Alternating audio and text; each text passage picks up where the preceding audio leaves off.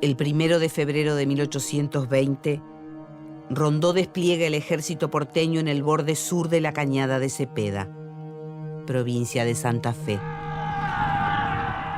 Las tropas de los caudillos Estanislao López y Francisco Pancho Ramírez los sorprenden por la retaguardia. El combate dura apenas 10 minutos. El ejército porteño huye desconcertado. El resultado de la batalla de Cepeda es la mayor crisis política que se vive en Buenos Aires desde 1810 y significa una novedad enorme para la sociedad porteña. Es la primera vez, salvo alguna incursión aislada, que la guerra llega a territorio bonaerense. Durante 10 años Buenos Aires ha sido la retaguardia de la guerra, no el frente de batalla. Tras la batalla de Cepeda, las tropas del litoral avanzan sobre Buenos Aires. El director supremo renuncia y las autoridades centrales se desmoronan. El Partido del Orden consigue iniciar un periodo de paz que permite aprovechar los beneficios de la actividad de los saladeros y la riqueza generada por la aduana porteña. La economía de Buenos Aires crece y la política se mantiene estable. Mientras tanto, las provincias se empobrecen. La década de 1810-1820, patria y nación son conceptos opuestos, no sinónimos. Son antónimos, no sinónimos. La patria, en ese momento, y lo muestran todos los documentos de la época, los padrones, que eran el equivalente a nuestro censo, nada más que por nombre y apellido, lo dicen muy claro. Una de las columnas es patria. Y la gente que contesta: Catamarca, La Rioja, Buenos Aires, Montevideo. Ahora, al mismo tiempo, siempre fue uno de los objetivos de ese gobierno de Buenos Aires y de muchas de las otras provincias llegar a una nueva instancia para discutir la reunificación de las provincias, ¿no? La reunificación de la muy incipiente nación. Ese era un objetivo central. Durante los años de anarquía, la organización del país continúa siendo una preocupación. En 1824, Buenos Aires convoca un congreso al que acuden representantes de todas las provincias. Allí toman forma y nombre propio los partidos Unitario y Federal. El partido Unitario está compuesto principalmente por miembros de la élite porteña. Siguiendo a los antiguos centralistas, sostienen que Buenos Aires debe convertirse en la cabeza de una nación, en donde las provincias no sean más que unidades administrativas. Su líder es Bernardino Rivadavia. El Partido Federal defiende la autonomía de la tierra en que se nació. Encuentra su apoyo entre los más pobres y los habitantes del campo. Su líder porteño es Manuel Dorrego. Unitarios y federales no constituyen partidos políticos tal como hoy los conocemos, pero se parecen a ellos en muchos aspectos. Cada facción genera una identidad. Los dirigentes buscan hacer prevalecer sus ideas en nombre del pueblo. Sus seguidores están dispuestos a dar la vida por la causa.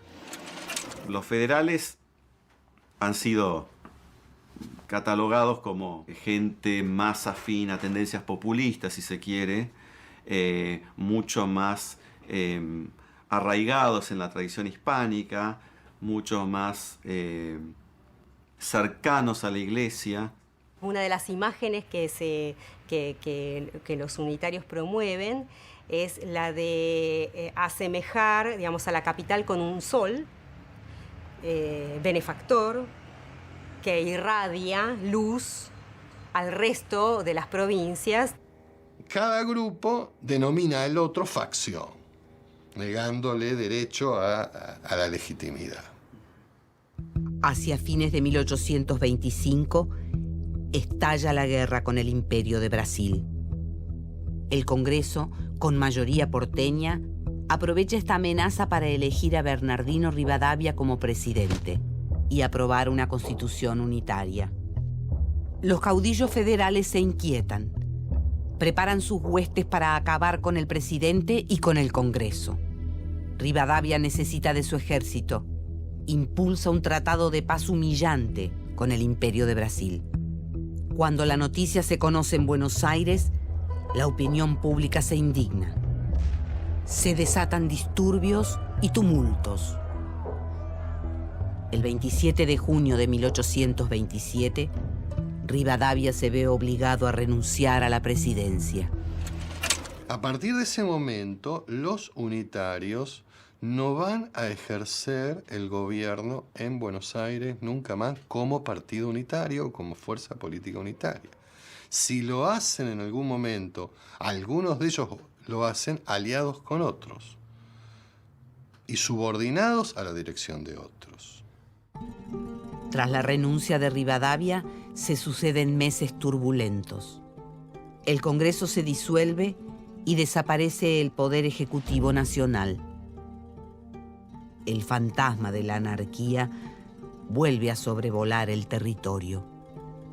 La Junta de Representantes de Buenos Aires elige como gobernador a Manuel Dorrego, el líder del Partido Federal.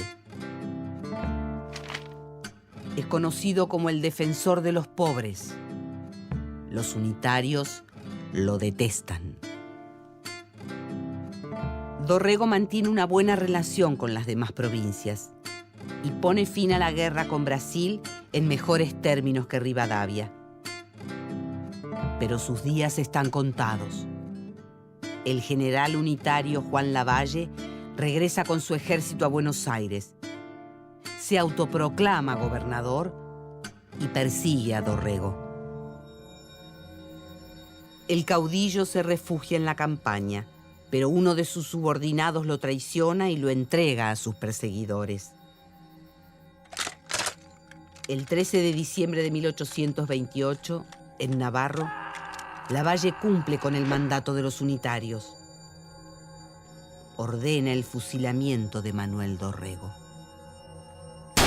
La inestabilidad política y económica es extrema. El 6 de diciembre de 1829, la Junta de Representantes de Buenos Aires elige como gobernador a Rosas y le otorga facultades extraordinarias para restaurar el orden en la provincia. Se necesita un gobernante fuerte, se necesita un gobernante, por lo tanto, que tenga la mayor cantidad de atribuciones y facultades para establecer las medidas adecuadas. Mientras Rosas se consolida en Buenos Aires, un unitario se hace fuerte en el interior: el general José María Paz. Se dirige a Córdoba, donde derrota al federal Bustos y se hace nombrar gobernador. Luego enfrenta al caudillo con más poder en el interior del país, Facundo Quiroga.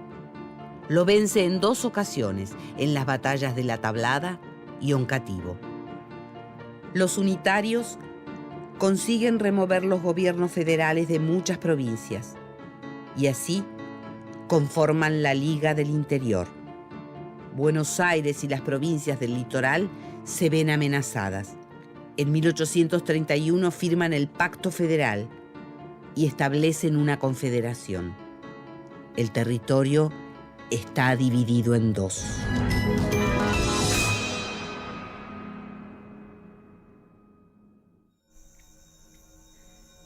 Cuando las provincias unitarias y federales se preparan para una batalla que parece definitiva, la historia se define por un hecho fortuito. Mientras el general Paz reconoce el terreno para la contienda, su caballo es derribado por tropas federales. Paz cae prisionero. Pasará los próximos 8 años en la cárcel. Y como consecuencia, digamos, de la prisión de Paz, van cayendo sus lugartenientes en cada una de las provincias. El territorio se tiñe de rojo federal.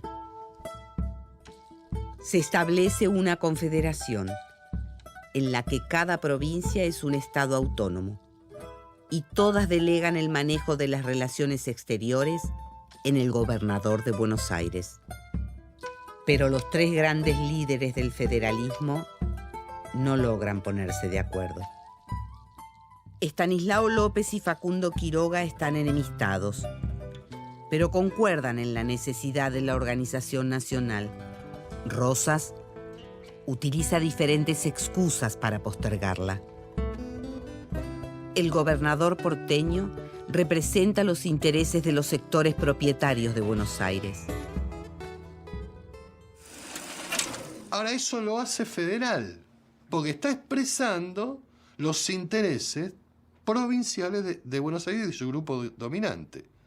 Y la expresión política más clara para defender esos intereses es el federalismo. Por los mismos motivos que los grupos dominantes de otras provincias se hacen federales para defender los suyos. La conmoción es grande. En Buenos Aires temen por el regreso de la guerra civil. Una vez más, Juan Manuel de Rosas parece el único hombre capaz de mantener el orden. La legislatura porteña lo elige nuevamente gobernador y le otorga la suma del poder público. Rosas tiene el control absoluto de los poderes legislativo, ejecutivo y judicial. Durante su gobierno, consigue imponerse sobre sus enemigos y consolida el federalismo en todo el país. Pero al mismo tiempo, Rosas refuerza la hegemonía porteña sobre las provincias del interior. En nombre de la paz y el orden, el federalismo rosista persigue a cualquiera que esboce pensamientos opositores. La peor acusación es ser llamado unitario. A ellos se los considera locos, impíos, traidores e inmundos. Incluso se hace obligatorio el uso de una cinta roja, símbolo del federalismo, la divisa punzó.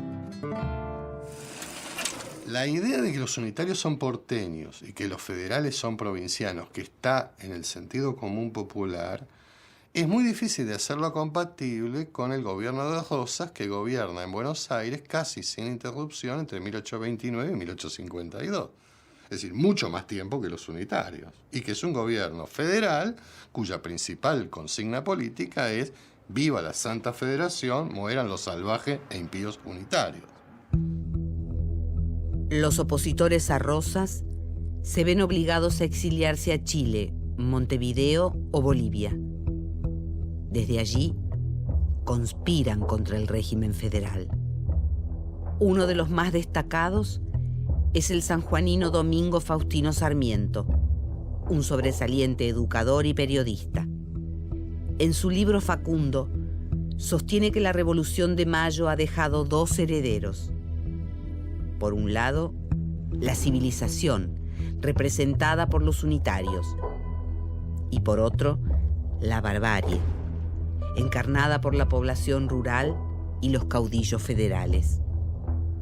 Para Sarmiento, Rosas es un tirano que fusiona ambas tendencias, el campo y la ciudad, y la misión de los unitarios es derrotarlo.